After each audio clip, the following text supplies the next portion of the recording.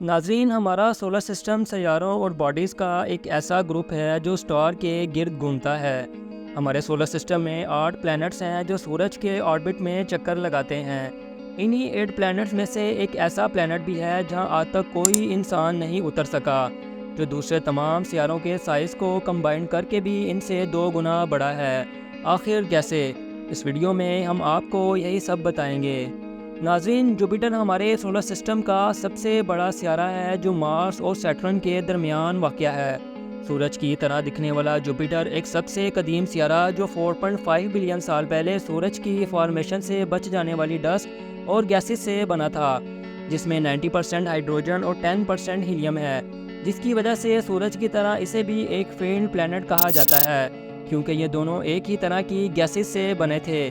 زمانہ قدیم سے جانے جانے والے اس سیارے کو پہلی بار 1610 میں ماہر فلکیات گلیلو نے دوربین کے ابتدائی ورژن کا استعمال کرتے ہوئے اس پر ایک ڈیٹیلڈ آبزرویشن دی تھی۔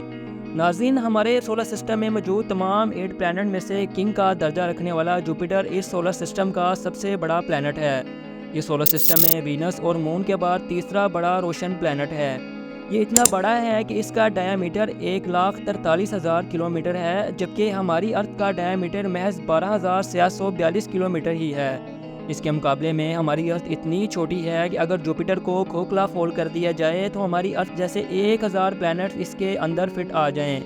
69,911 کلومیٹر کے ریڈیس کے ساتھ جوپیٹر زمین سے 11 گنا چوڑا ہے، جس کا مطلب یہ ہے کہ اگر زمین انگور کے سائز کی ہو تو جوپیٹر باسکٹ بال جتنا بڑا ہوگا۔ لیکن ان سب چیزوں کے باوجود سولر سسٹم میں جوپیٹر کا دن سب سے چھوٹا ہوتا ہے، جہاں ایک دن میں صرف 10 گھنٹے ہی ہوتے ہیں۔ اس کے ساتھ ہی جوپیٹر سورج کے گرد چکر لگانے میں 12 زمینی سال یعنی 4,333 دن لیتا ہے۔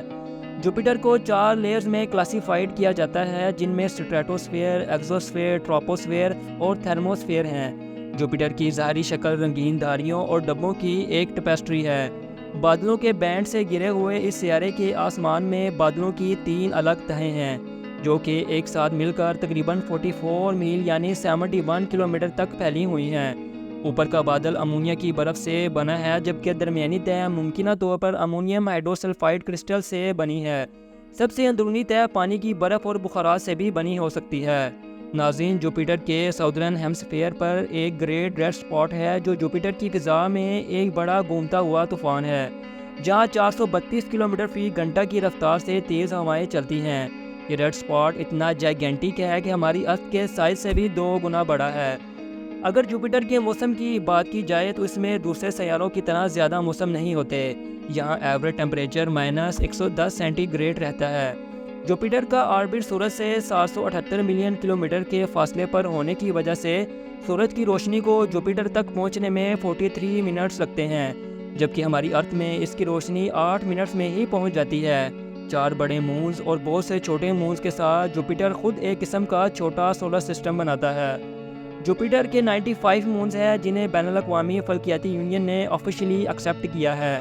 ناظرین، آج اتنی ٹیکنالوجی کے باوجود کوئی انسان جوپیٹر پر نہیں جا سکا۔ اس کی بنیادی وجہ جوپیٹر پر سرفیس کا نہ ہونا ہے۔ سیارہ زیادہ تر گیسز اور لیکوڈز میں گھومتا ہے، اس لیے اسپیس کرافٹ کے پاس جوپیٹر پر اترنے کے لیے کوئی جگہ ہی نہیں ہوگی۔ پلینٹ کے اندر گہرا دباؤ اور ٹمپریچر سیارے میں اڑنے کی کوشش کرنے والے اسپیس کرافٹ کو کچل کر بخارات بنا دے گا۔ دوسرا یہ کہ جوپیٹر تک جانے کے لیے 17 ماہ کا ایک طویل سفر ریکوائرڈ ہوگا۔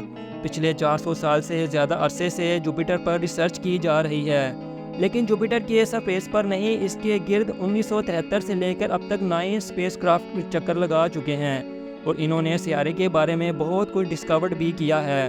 لیکن ابھی اسی سال ناسا کا یوروپا کلپر، جو کہ ایک robotic solar power space craft ہے، جو اکتوبر 2024 میں لانچ ہوگا اور 2030 میں ارتھ پر واپس پہنچے گا۔